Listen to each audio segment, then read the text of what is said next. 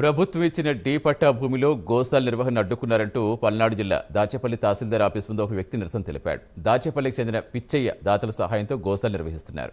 దీనికి గాను గతంలో ప్రభుత్వం తనకి ఇచ్చిన భూమిలో గోశాలకు షెడ్ నిర్మాణానికి పూనుకున్నాడు. తహసీల్దార్ ఆఫీస్ సిబ్బంది వచ్చి అతనికి ఇచ్చిన డి పట్టా చెల్లదని చెప్పడంతో పిచ్చయ్య నిరసనకు దిగారు. గుర్జాల నియోజకవర్గం దాచేపల్లి గ్రామంలో ఎంఆర్ఓ ఆఫీస్ ముందున్నాను. గతంలో మాతాపిత గోశాలకు స్థలం లేకపోవటం వల్ల 3 ఎకరాలు వెంకటేశ్వర నాయక్ గారు ఎంఆర్ఓ గారు స్థలం కేటాయించారు. ఆ స్థలానికి గాను కరెంట్ లేదు, నీళ్ళు లేదు, వస్తువులు లేవని మళ్ళీ ఎంఆర్ఓ గారి దగ్గరికి కరెంట్ ఆఫీస్ చుట్టూ మేము తిరుగుతూ ఉన్నాము.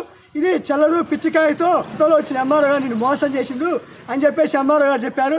మళ్ళా కొంతకాలం ఆగి ఎంఆర్ఓ గారి దగ్గరికి వెళ్తే ఇది చెల్లిద్ది, ఎందుకు చెల్లదు, ఇది మంచికాయతో పిచ్చికాయతో కాదని చెప్పి మరలా ఏర్పాటు చేస్తామని చెప్పి కట్టగాడి పెట్టా, అది పెట్టా, ఇది పెట్టా అని చెప్తున్నారు.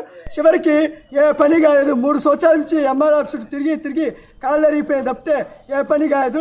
మా గుర్జాల నియోజకవర్గ ఎమ్మెల్యే గారి దగ్గర కూడా వెళ్ళాము. లోకల్ నాయకులకు అప్పగించారు. ఈ లోపల